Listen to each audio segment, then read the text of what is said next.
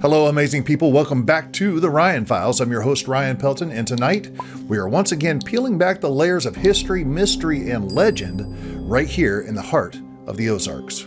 Now, if you've been riding with us for a while, you already know that my previous conversation with Josh Heston was one of the most watched episodes ever done on this show, and for good reason. Josh isn't just a writer or historian. He's a voice of the Ozarks, someone who understands the soul of this land and the strange stories that echo throughout its hills. Tonight, we're back with Josh to shine a light on one of the most famous and fascinating places in the United States, the Crescent Hotel in Eureka Springs, Arkansas. Built in 1886 with Irish stonemasons and a dream of luxury, this towering Victorian masterpiece was supposed to be a place of rest, of healing, but history had other plans. It became a hospital, a house of horrors, a place where a so-called doctor promised desperate people hope, but delivered something far more sinister. Was it all snake oil and showmanship? Or is there something real behind the Crescent's reputation as the most haunted hotel in America?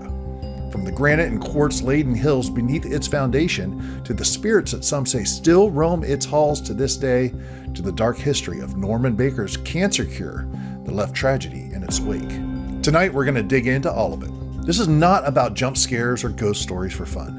This is about understanding how pain, deception, and history can leave a scar, not just on a place, but the very air we breathe inside of it. Get ready, because tonight we're stepping inside the Crescent Hotel like you've never heard it before. This is the Ryan Files.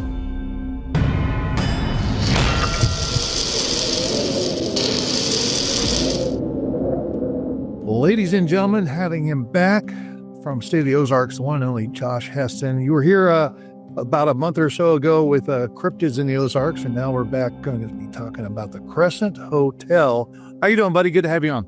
I am doing great. I mean, Crescent is one of my favorite places to go, so I'm a little jealous that our schedules didn't allow, and I wasn't there when you were there, but you know.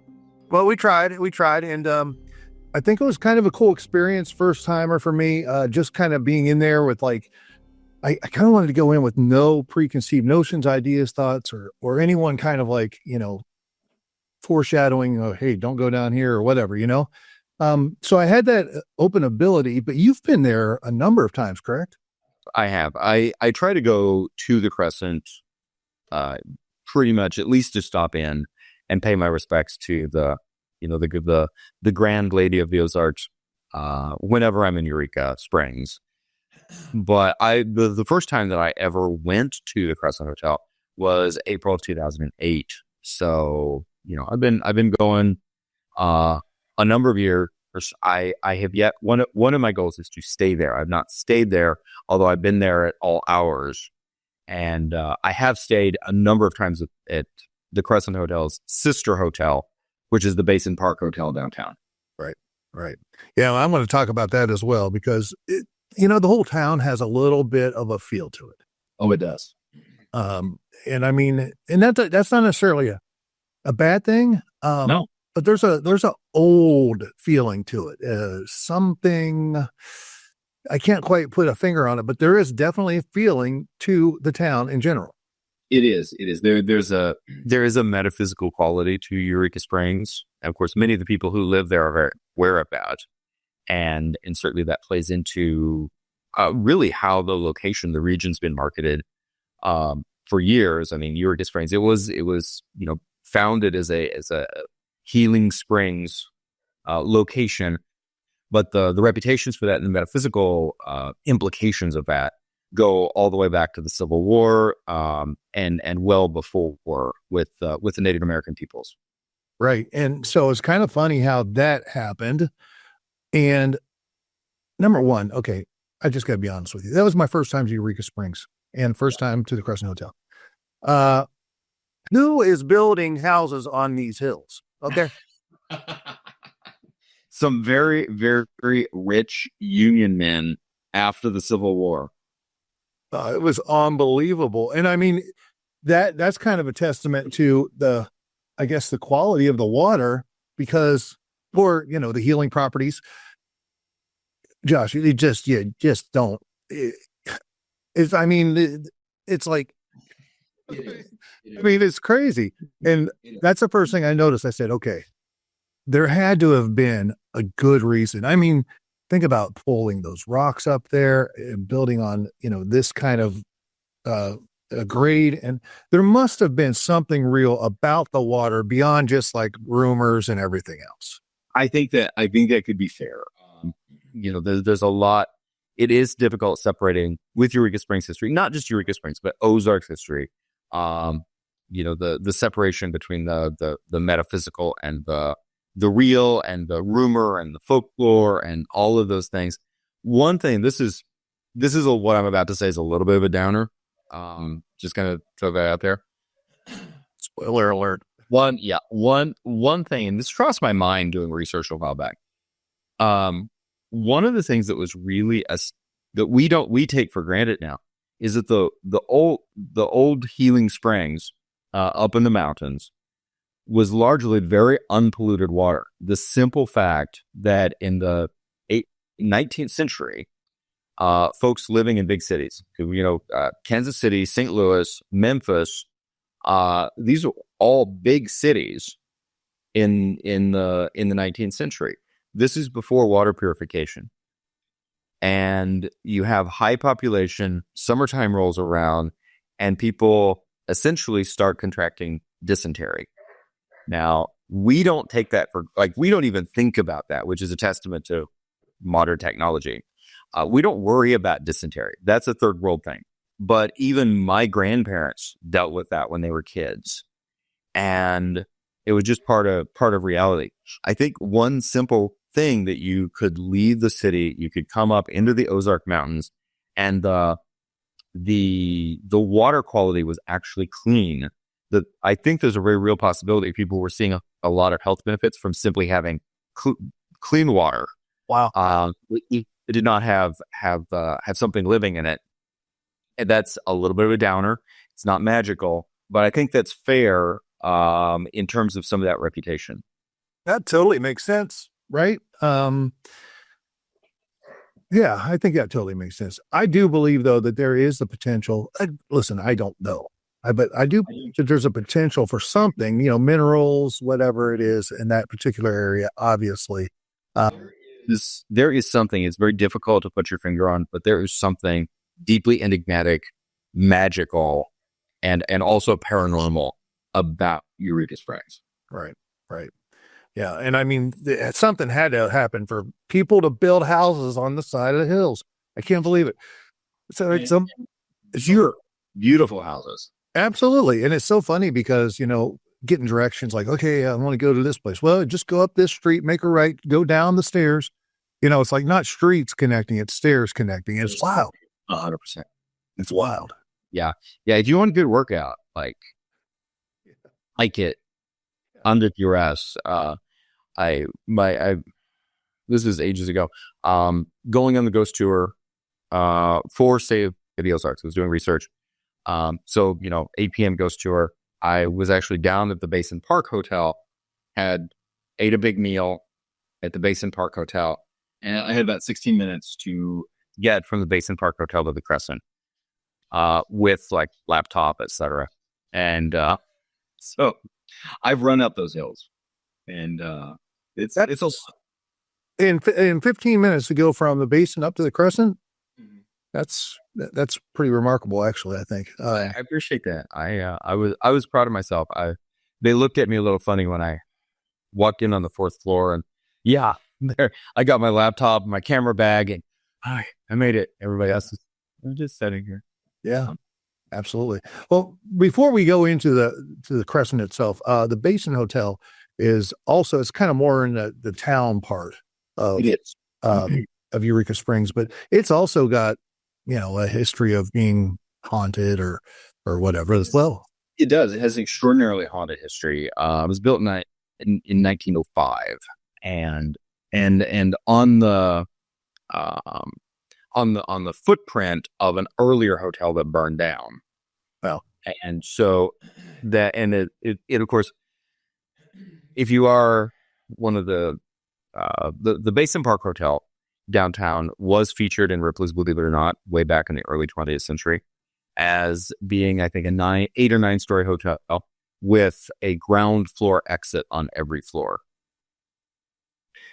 And of course, the way they did that was that they built it up against the back of the cliff, and then they built fire escapes directly out to the cliff face. I got it. Those are still there. If you want to poke around and look around at the back of the hotel, those are all still there. I presume that they are still very functional. I would be a little scared to be wandering around on them, just FYI, because I'm from the looks of it, they do date back to 1905. They might be newer, but it is the Basin Park Hotel. I've stayed there multiple times. It is haunted, and without a doubt. And one of the most interesting sort of, anecdotal stories that come up is people seeing flames. And in one case, one of the more common hauntings is seeing a woman falling through the lobby. The lobby is about 3 stories of open air, and seeing an apparition fall through the lobby. One of my contacts actually was down there and just was taking photos. And I do have these published on State of the Ozarks, so you can check those out. If you go to State of the Ozarks and type in Basin Park Hotel, and there's an aberration on some of the photos from the ballroom. The ballroom is on the top floor, and the weird aberration that is showing up on the digital film, or the digital photos, looks like fire. Wow. Yeah. Wow. Yeah, very interesting. So let's go however many 100 feet higher. Yeah. And let's talk about the Crescent Hotel. It's, I'm not like certainly I'm not a skeptic, okay, when it comes to this stuff. I believe in these ghosts and all this stuff for sure. I'm not necessarily the one person who's out. I'm not trying to poke the bee's nest here or anything of the sort. I love history. I love the Victorian era. I love just like big rock construction, and just things like that. So obviously the Crescent Hotel is a great place to go to with its time period and the construction and everything else. But there is, obviously by some accounts, it's the most haunted hotel in America, whatever. So I have the opportunity to go there, and through just a connection, kind of have free reign of the property, just from knowing the owner and whatnot. And I had a lovely time. Yes. It was absolutely beautiful. The rooms were great. I love the oldness, that Victorian era, just something about it. I'm kind of an old soul kind of person anyway. So it really speaks to me, but man, I had an absolutely lovely time there. I love that. It is a truly beautiful hotel, without a doubt. And from its construction, like you said, the rock. I mean, the hotel itself, of course, it was finished and opened in 1886. Powell Clayton, who ended up being one of the governors, 9th governor of Arkansas, essentially commissioned the hotel, and he brought over an entire work crew of Irish stonemasons to build it. And of course it is locally quarried quartz limestone is what the Crescent is built out of. So I mean, it's a deeply imposing structure, but it is absolutely beautiful. Right. And I also heard there's no mortar used in these stones, which is fascinating. It's incredible. And they're at an angle too, so that water will not run, it's a downward angle out to the outside so that water will not run into the structure. So that's fascinating, right? It is. I mean, it's such a testament to, first of all, some of that post Civil War wealth that was taking place, but it's also an incredible testament. This is what I get come back to, such a testimony to the Irish stonemasons who were doing this. These were craftsmen who were absolutely at the top of their game, in a level of craftsmanship that I think we struggle to understand. Right. Well, and if you're there and you see it, you recognize there's no mortar here. All of these aspects of it are fascinating. And then, you take it a step further and you're like, man is pretty stinking the ingenuity of man is pretty amazing. I'm not saying we're not necessarily building the pyramids or Sacsayhuaman or any of those places. Just saying, those are, massive rocks, but it is amazing what people have done in history with rock. It truly is. And and the fact that, of course, the Crescent has been there since 1886, and it's doing fine as it is. And as you mentioned already, the interior is extraordinarily beautiful. Yeah. I think, the inside, obviously you're going to have the wooden structure part of it. And you can see how that has settled some here and there. Yes. Over the years. It's kind of funny to look at the walls,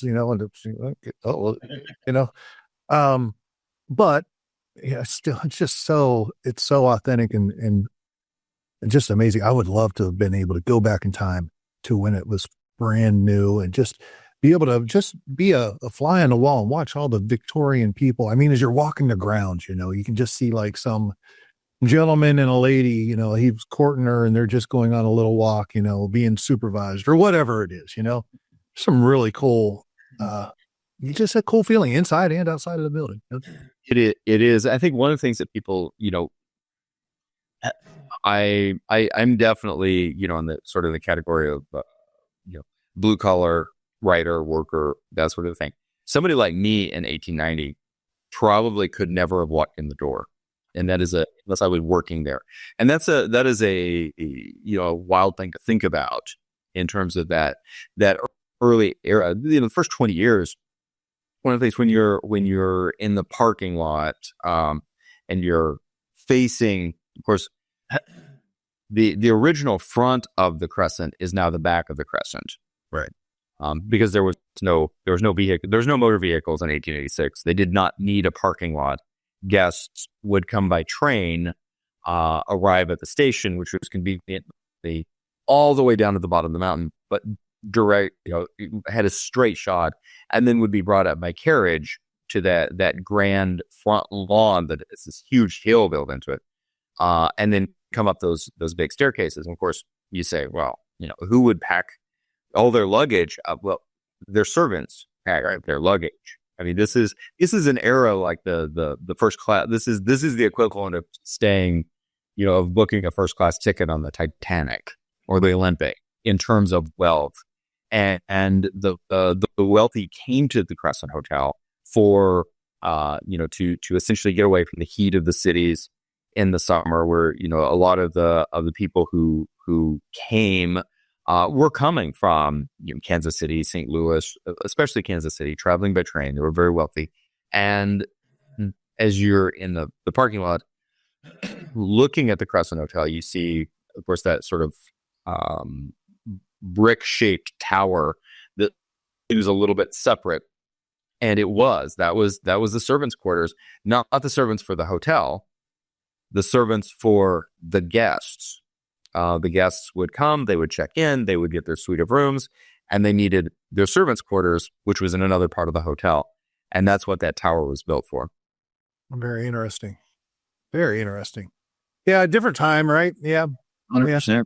100%. And if you one of the things I do love, you were talking about the beautiful homes, the beautiful Victorian and Edwardian mansions that come down on that side of the mountain from Eureka Springs to downtown. That was the rich folks side of the mountain.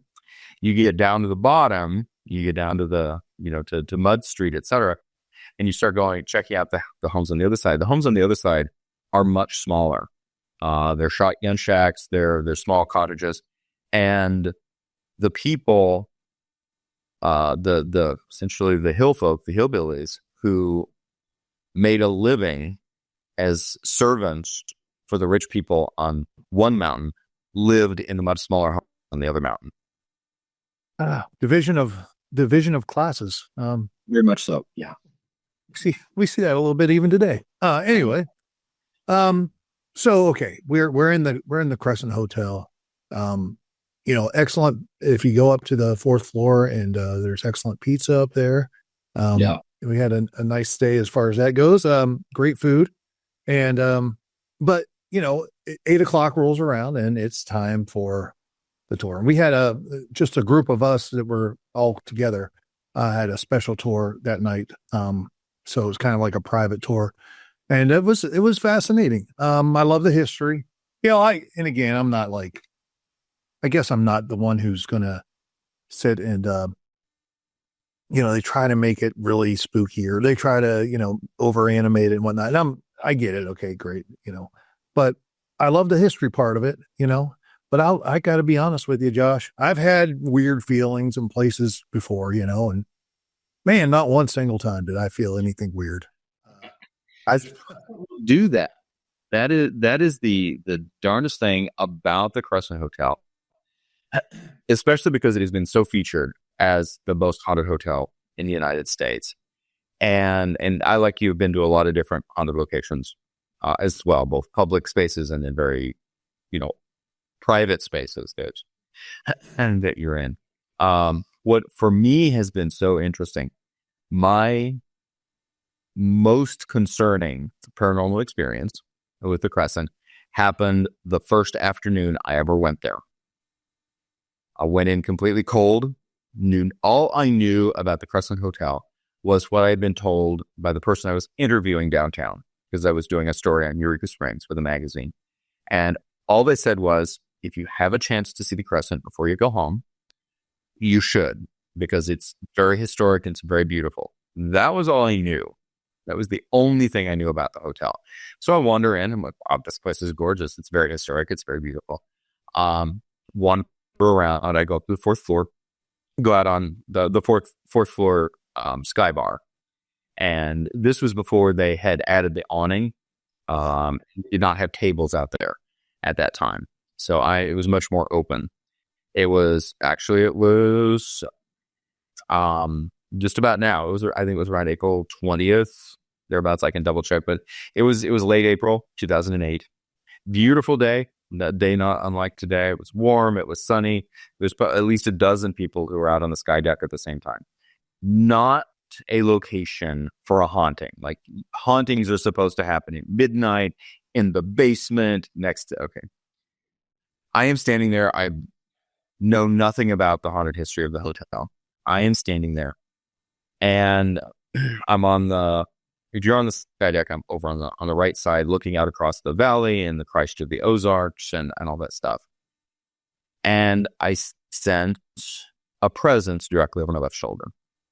And it is a presence that is emanating complete, undeniable hatred. I'm like, the only way I could describe it is like if you are standing next to somebody who just utterly hates your guts and wants you to die. And it is so palpable. I'm like looking around, like there's nobody standing around me. But I am in this bubble of intense darkness. I'm like, I got to get off of here. Like, I cannot be here. My heart rate goes up. My fight or flight kicks in. There's obviously nothing to fight. What was, of course, crazy was the dozen or so people who were out on the sky deck are just talking and milling around. It was kind of one of those bubbles because I'm not even hearing people anymore. All I'm sensing is this intense hatred. Wow. And I cannot be here. I cannot be here. I cannot be here now. I basically, as quickly as I can be polite about it, walk out the door. I go to the elevator. That intense bubble of hatred is right there. I hit the button and I'm waiting and I'm waiting and I'm waiting. And my adrenaline is going up. My fight or flight is going up. And then what goes through my mind is I'm going to step into this elevator and whatever this is going to be in there with me. I can't. There is no way I can get on this elevator. I basically run down the stairs. Yeah. I get down to the lobby. Sound basically comes back into the world.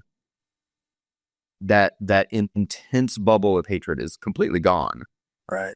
My adrenaline is still through the roof. I'm like, I have no idea what I've just experienced. This was before I did paranormal investigations. And I had no idea what just happened. I go out, I get my truck. I'm like, I'm out of here. I'm done. There's no way I'm coming back to this place. Not going to happen. I'm done. I've probably been back well over a dozen times. I am fascinated by the Crescent. I'm fascinated by that experience. Yeah. And at the same time, easily, I'm going to ballpark probably, I've been back 15 times, all times of day and night. Been wandering through downstairs at the spa, through the hotel, literally at the stroke of midnight with my camera. The whole bit, nothing. Yeah. Nothing. I'm wandering around going, this is the most not scary place I could possibly imagine. Yeah. It is crazy the extremes that seem to occur, certainly that have occurred with me at the Crescent. Right. Yep. And I mean, dude, I can freak myself out. I mean, I'm a 52-year-old man, and I can like freak myself out if I can be in my house sleeping and thinking about the wrong thing, and like all of a sudden I feel like I got to have my feet under the covers, So like, and that's what was so amazing to me is like I'm there, and so we do the tour, it was great. It's fascinating.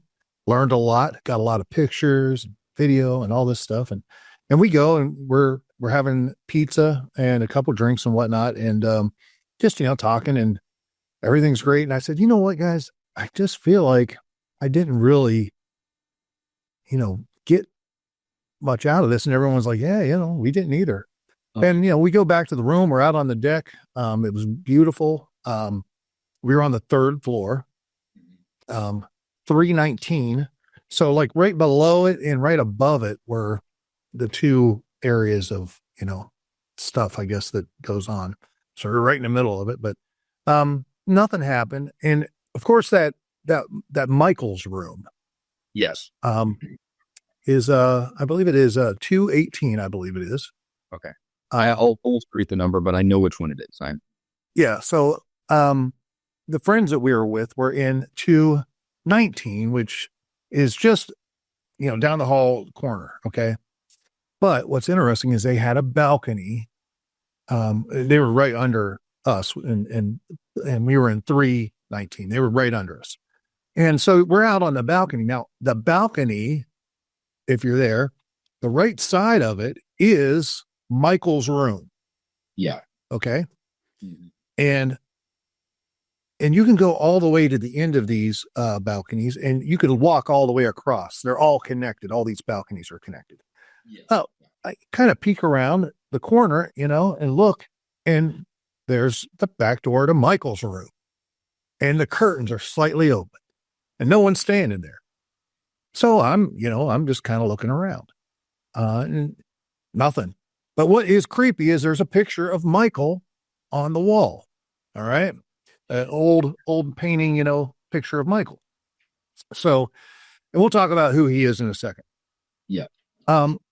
Being the geek that I am, and I'm very interested in how this, granite quartz limestone affects potentially electromagnetic waves. Okay. Yeah. Quartz is an amazing thing, and the piezoelectricity it can produce and all that. And I'm a geek, so I've got all kinds of gear with me. I mean, I've got infrared, I've got, you name it, I got it. Okay. Nothing is registering anything, except Michael's room, the EM, electromagnetic, reader, pointing it against the room, the wall where the, balcony is, the wall where the deck is, all the way into the room, all the way to what would be like the whole side of that wall, which you can see. I could see, looking through the little curtain area there, I could see what was on that wall. And then going back out into the hallway and running it, and it would not go off until it was right at that room, and it would go flip off, go crazy. And then as soon as you got to the next room, nothing. So that entire perimeter, and I know, like, if you have an electric, something like a TV or whatever, no, that's not what was causing that. And it didn't cause it any other walls in our wall. Upstairs, downstairs. That is some really, really, really interesting evidence. But here is the most fascinating thing. It was going off the meter, okay, off the meter, like almost like you're pointing the electromagnetic reader. You're almost pointing it like at a fan. You know, if you point it at a fan or something, man, it'll just go nuts. It was high, but then got to the opposite side of the wall where Michael's picture is, Mm-hmm. and it was going nuts. I mean, it was like, and I got a video of the readings and everything. We're in 219. 218 is this room, and like we just peeked around the corner. Nobody's in the room. We're not like peeping toms or anything, but this is 218, the infamous 218. And if you look on the wall, right there, there's a picture. I think his name's Michael. All right. I'm not sure who that is on the wall there, but you know, you've got your bed and all that stuff. It's so funny though, going all the way around, I'm getting higher and higher and higher readings on the EMF meter. Nothing now, but it's always going to be higher anytime we're pointing into this room. And as you go away, it all falls off. All right, massively falls off. So that's interesting. But as you come on the other side of that wall, over here in 219, where about, it's an estimation. This is the bathroom. It's an estimation. His picture is probably right in this region, right over here. All right, so looking at the bathroom, his picture's on the other side of the wall, close to the corner. So what's interesting is you just take this EMF reader and watch what happens as we get closer and closer.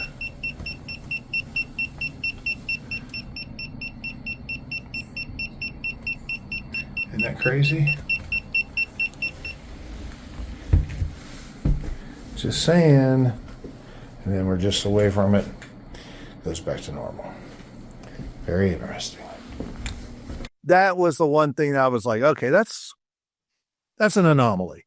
How interesting is that?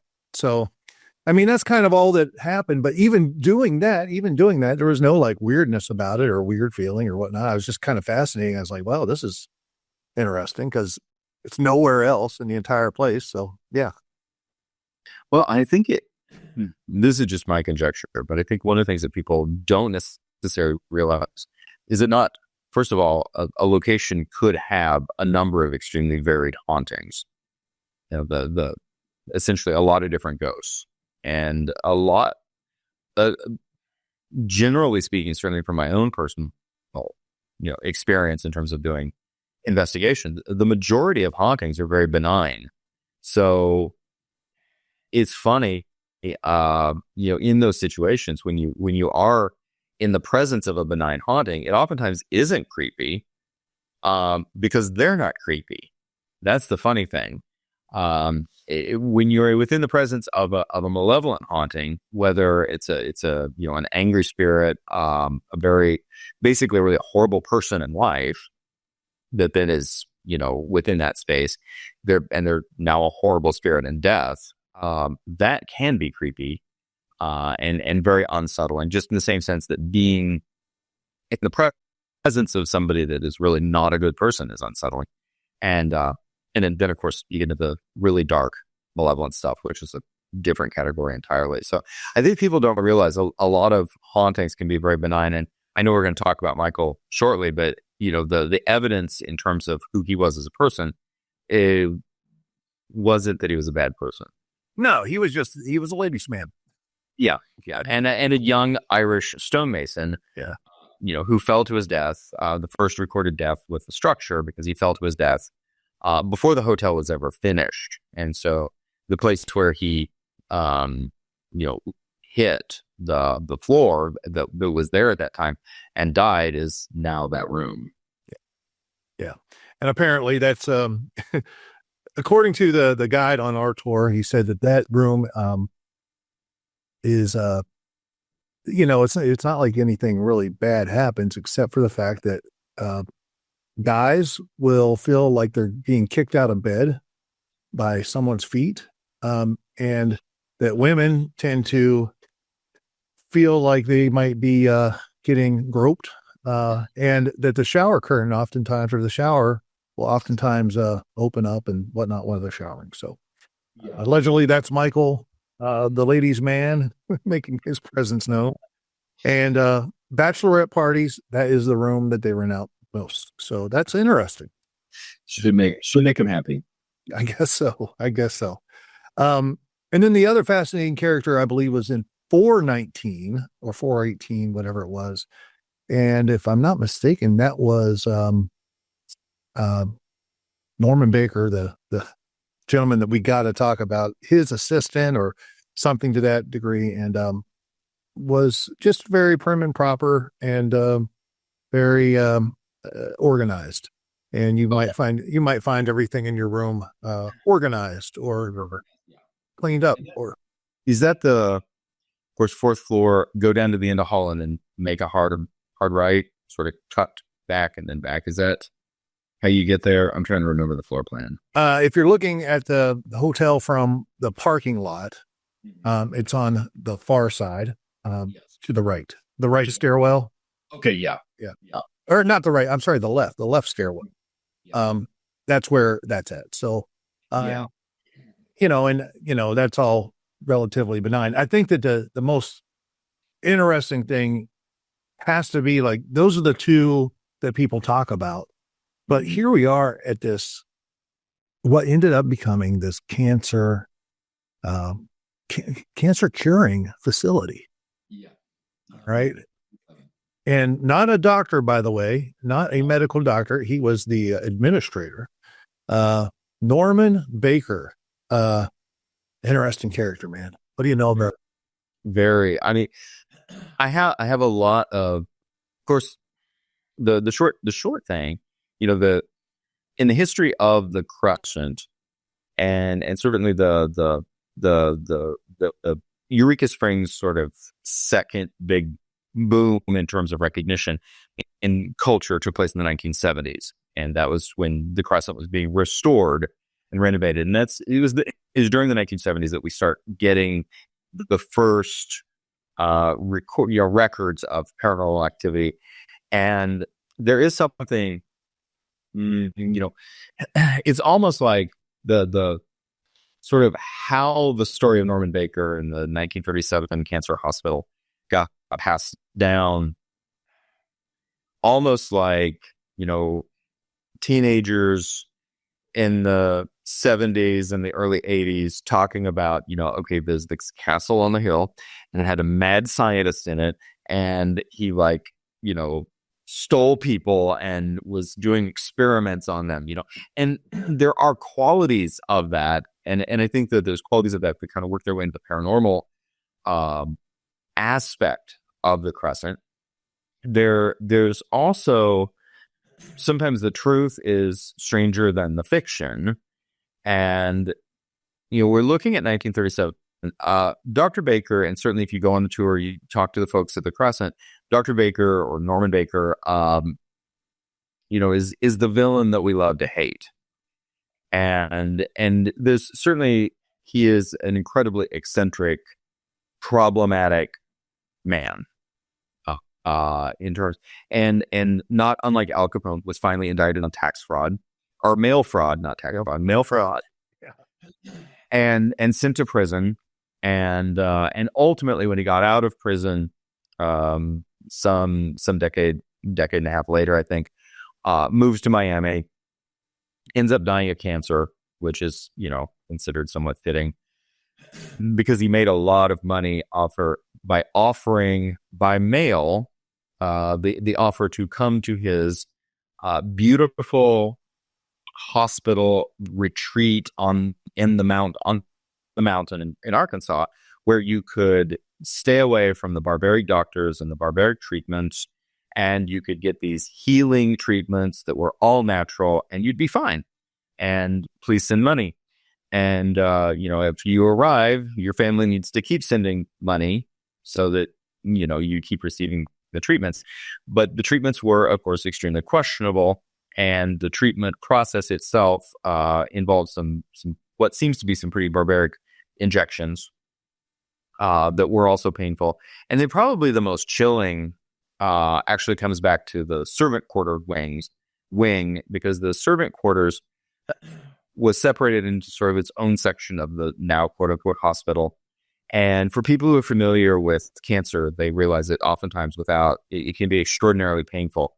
And so what you saw was a lot of individuals who were coming with terminal cancer and then dying from the terminal cancer they came with, simply because the treatments were, from all intents and purposes, were not working. This is the creepy part for me. Baker would have the nurses take the terminally ill, late-stage cancer patients, take them to what used to be the servants' tower. He installed these huge double doors that were soundproof, and they could put them in there where, when the pain got so bad that they were screaming from the pain, the other people in the rest of the hotel couldn't hear that. Right. And that's a room, actually. The connecting part where that was at is the room that we stayed in. Yes. And yeah, it was right by there, and they mentioned that, and I was like, well, that's, but again, didn't feel anything weird. But and now that area, ironically enough, is the wedding, whatever you call it, suites. Sweet. Yeah. It's a beautiful sweet wing. There is one of the anecdotal hauntings is hearing the wheels of a gurney, and seeing an apparition of a nurse pushing a patient on a gurney down typically I think it's the third floor to that wing, and so that has been reported since the 70s. And it is, Norman Baker is the guy that we love to hate. And from a historical and from a research standpoint, especially as somebody who tends to really get into alt media and conspiracy theories as well, because I love all of that, I don't exactly question that, but I do at times question the complete narrative, because we're also looking at an era, to be quite frank about it, is that when Rockefeller decided that he was going to cash in on petroleum-based pharmaceuticals, and his response to that was to pour the equivalent of billions of dollars at the time into the support of the American Medical Association, and so that the AMA would say, if it's not a Rockefeller approved drug or treatment, then it's quackery. And that dropped the heavy end of the hammer on thousands and thousands of essentially natural healers, people who are doing energy work, people who are doing, natural remedies. It isolated thousands of years of tradition of using natural substances for healing, and it said, nope, that's all fake. And if you're a modern person, you're not gonna believe any of that. That reality, I mean, that's historical reality. So that changes the perspective of how you sort of read Norman Baker. But what, he is originally from Iowa. He was a radio guy he was basically alternative media, and he would turn the end of the electricity up on his radio tower, and basically be like, I'm doing a broadcast and they're going to hear me in Mexico City. And there's nothing you can do about that. And of course, then FCC gets involved. You can't do this, you can't do this. And that's when he turned to a lot of sending the mailings, because they had basically squashed his plans for worldwide radio domination. And so there's a lot of moving parts. Do I think that Norman Baker was a good person? No, I don't. I think he was likely capitalizing on that shift, and the fact that you had a long-standing traditions of natural healing, and suddenly they were saying, nope, you can't get it. and he's going, okay, this is an opportunity to capitalize on this and really tap into that sort of zeitgeist of what is health, how do I get it, what's my responsibility, are there alternatives, are there options? And it's saddening to think that many people came to the Crescent Hotel with that kind of hope and then died there. But at the same time, there's the story. When you start looking at the historical record of the early 20th century, the story is a bit more complex than the basic narrative. Yeah, for sure. I think this guy was opportunistic. There's zero doubt he was very intelligent. That's also very true. But I think it's a deadly combination, because I think he was also extremely, I think he was what do you call it? Charismatic, very, probably likable. Yeah. But I think that he was also very conniving. That feel. We definitely know he's very paranoid. What's now the gift shop downstairs was his original office. The area that has beautiful windows that you can look in and see all the local Eureka Springs art. That glass was originally bulletproof glass.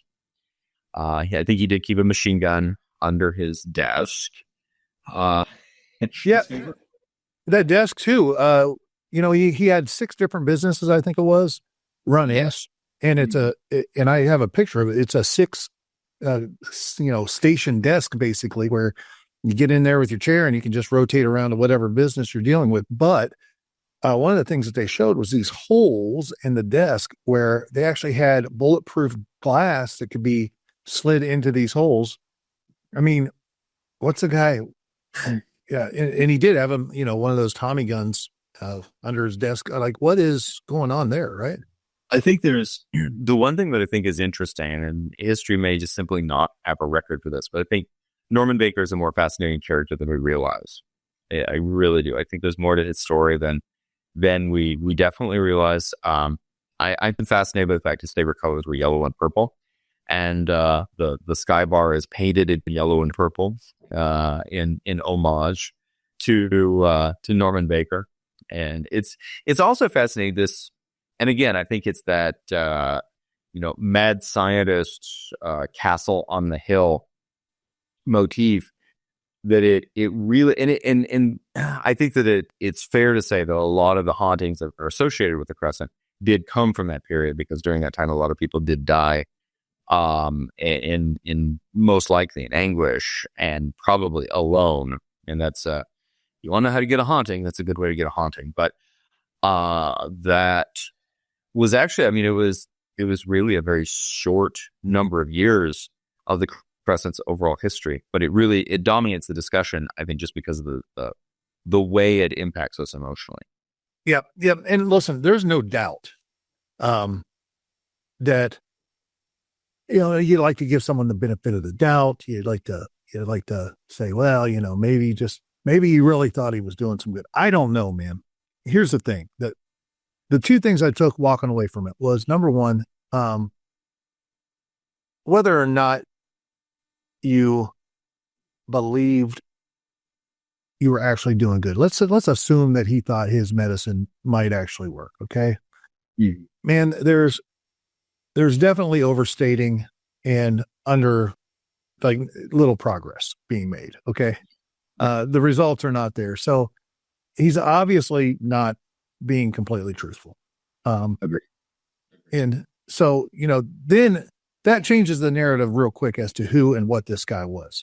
The other thing that really bothered me, is that in the basement, where the morgue is, in the freezer and all that stuff, is the area where he did autopsies. This guy is not a medical doctor, and yet he's doing autopsies. He's removing organs that might be in jars still in that room down there.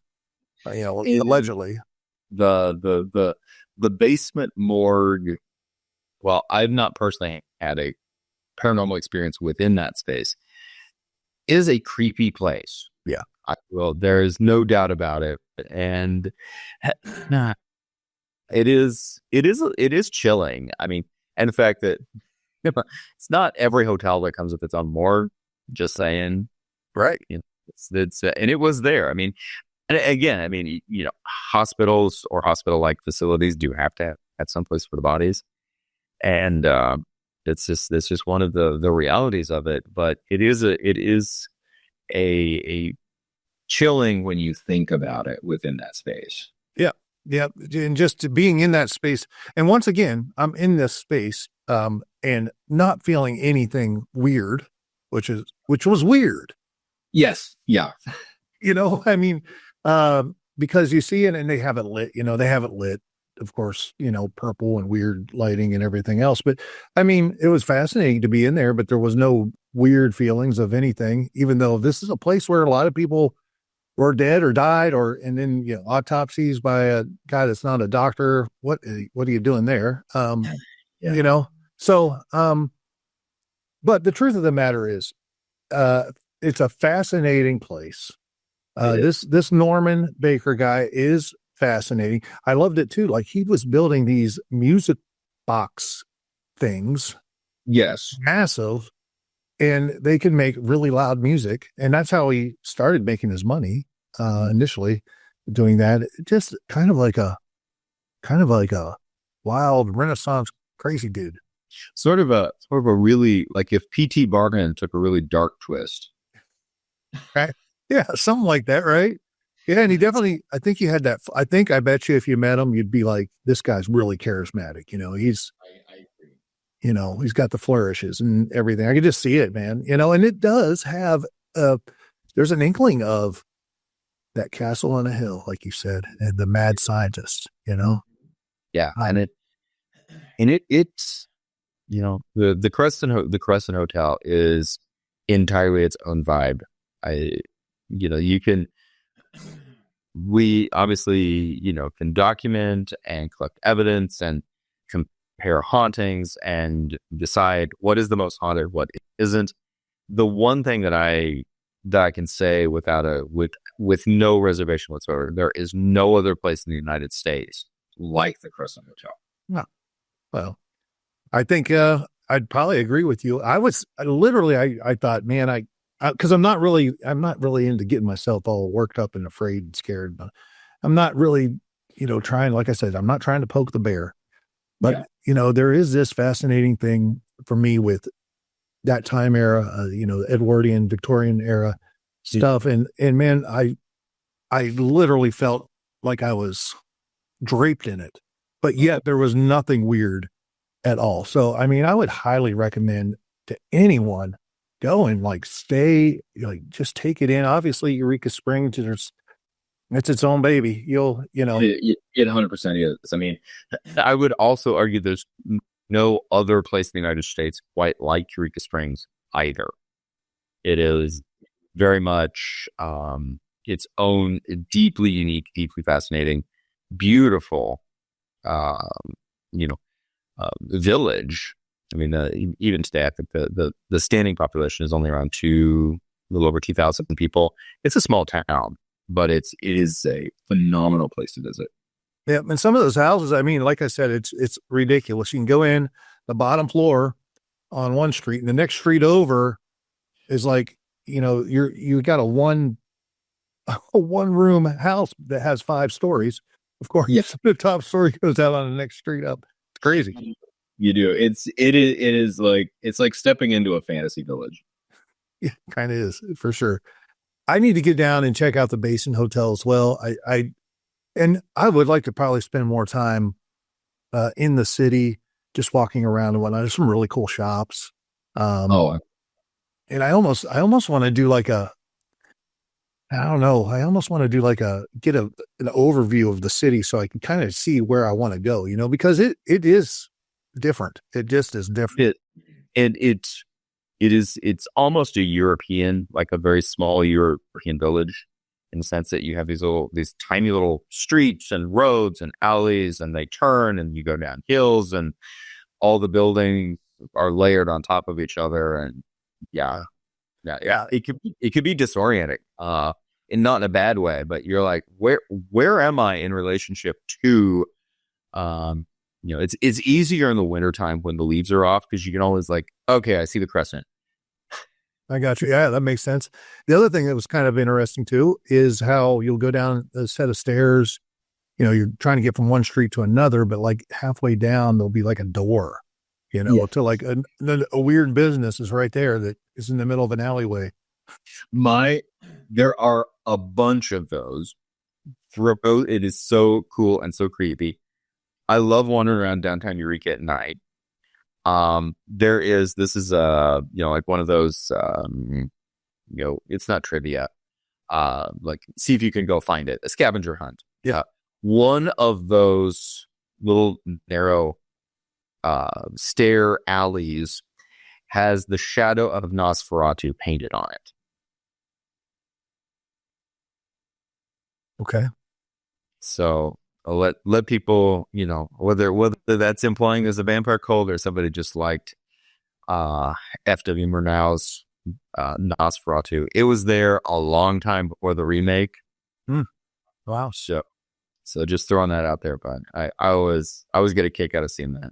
I love those little old, things like that. I love bigger cities even to have like little alley secrets, secret places, secret whatever. One of my favorites. Have you ever been to Milwaukee, Wisconsin? I had not. I do want to go. Milwaukee's an interesting town. Obviously, the Plank Road Brewery and whatnot. It's kind of like that blue collar, drinking Miller, town. Yeah. And they have a lot of cool bars and whatnot. But there's this place downtown, and it's called the Safe House. Mm-hmm. All right. And you're downtown. You go down this alley, this nondescript alley that you probably wouldn't walk down by yourself at night.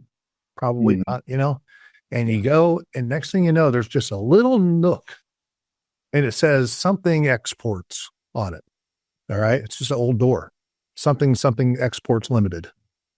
And you open it up and then boom, you're in a tiny little office that looks like, from the 1950s office.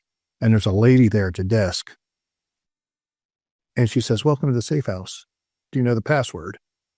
All right. And you got to know this password in order to get in. And once everyone, does or doesn't do the password, the library bookcase slides open. You go through this passage into this awesome, bar. But what's so funny is everybody inside is watching a closed circuit camera of everybody in that room that didn't know the password because they have to do something stupid to get in. But just that kind of thing is fascinating. Like, because you're walking down this alley, you don't even realize that there's this really cool place. Right. That is absolutely incredible. I love that. Yeah, it's awesome. I mean, and they do these things where you come up out of the floor. You just got to go when you're in Milwaukee. Let me know and I'll hook you up. I know some people there. That's great. That would be great. Yeah. I'll tell you what, this has been fascinating. I didn't grow up here, Josh, but there is a certain essence. I've been here 8 years, and you'd think maybe it would have hit me sooner, but it's only now really starting to kind of work its way into my blood, I guess. The Ozarks and just like some of the stuff in the rich history that is around and the land and the Crescent Hotel, Eureka Springs, and so many other things, the cryptids we talked about last time you were on. There's just something about it that's kind of cool, creepy, weird, fun, all at the same time. It is. And I think you've really tapped into the fact that it takes time. It's not something that you can just jump into. It literally has to seep into your bones over a period of time. Yeah, and I think it's something that's not known as much as it is felt or experienced. I would agree with that. I would agree. It is almost the soul of the space. Mountains, and those things take time to work their way out, and there is that that obviously the question, which came first, like, were the people like this because of the land? Is the land like this because of the people? Those sorts of things. I do think that the land exerts a an influence on the people over time. And I think it attracts certain types of people to it. And that, but one of the things that you see is, if you go through, you can take I-44. I-44 goes through, the northern part of the Ozarks. You're like, well, there's hills and there's valleys and there's trees and there's small towns, and okay. It's very easy to overlook sort of that deep sense of soul until you live here, Right. and you just start sort of soaking in it and start experiencing it. Right. And I feel maybe it's not the best thing being an entertainer in Branson, because you're seeing like almost like the not real version of what it is, but when you get outside, and you get to these other places, these smaller spaces, these maybe, not so, I don't know, whatever you call spaces. There's a something to it, man. There really is. And that's not me being weird. It's just the way it is. There is something to it. I would absolutely agree. I agree. Very many layers of things, and a lot of metaphysical things, some very cultural things, some very folkloric things. And just it all sort of comes together as it feels like, and it does seem to have a sentience of its own. Like it's going to do what it wants to, and we can either become aware of it and appreciate that, or turn willingly blind ourselves to it or leave. Those are pretty much the options. I sense that. Yep. I get it. Well, man, I appreciate you. Thank you so much for coming on. And my recommendation for everyone, I don't know about you, but my recommendation is get down there. Definitely. If you have the time, man, take a weekend, go check this out. It's not, like you said, maybe it's the most least haunted place in the world. I don't know. It is, no matter what, it's an incredible place to visit. Exactly, man. Exactly. And that just, you walk into the lobby and you're sold. You are. Yeah. Yeah. So it's awesome. I appreciate you, man. Thank you so much. Tell people how they can get a hold of you. Listen to your articles about this, the first time you went and wrote about it, all that stuff. Absolutely. Just go to www.stateoftheozarks.net. We've got a search bar in there. You can type in whatever topic: Eureka Springs, Basin Park Hotel, Crescent Hotel, the whole bit. It's all there. Awesome, man. I appreciate you so much.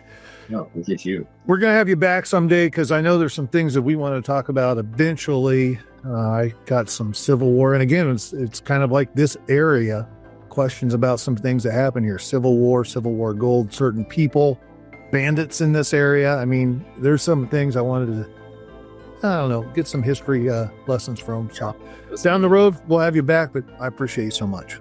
Sounds great. Thank you, Ryan. Awesome. Ladies and gentlemen, the one and only Josh Heston. Thank you.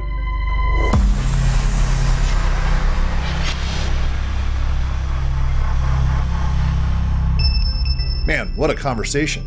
A huge thank you to Josh Heston for bringing his passion, his insight, and his incredible storytelling back to the Ryan Files. Every time Josh is on the show, the audience shows up. And it's easy to see why. He doesn't just share history, he makes you feel it. If tonight's episode stirs something in you, if it made you curious, gave you chills, or just confirmed that there's more to these old hills than meets the eye, here's how you can help keep this mission moving forward. Smash that like button, share this video with someone who needs to hear these stories, and make sure you subscribe to the Ryan Files, because the Ryan Files is just getting started. The last week alone, 600 new subscribers. Don't miss out. Join our family. Become a part of the Ryan Files. If you want early access to new episodes, behind-the-scenes content, and exclusive deep dives, consider joining us right here as a channel member on YouTube. Or jump over to Patreon at patreon.com/The Ryan Files, where our supporters are known as agents of the Ryan Files. Don't miss out. Become an agent of the Ryan Files. Join our community. We can't wait to have you. And hey, if tonight's talk has you thinking about a trip to Eureka Springs, maybe to the Crescent Hotel itself, do it. Go feel the place for yourself, and let us know what you think in the comments below. You folks are awesome. Be amazing, be positive, and stay curious out there, my friends. And I will see you right here next week on The Ryan Files. Are you not curious? Preparing to transfer the Ryan Files. I present to you, with great intrigue and wonder, the Ryan Files.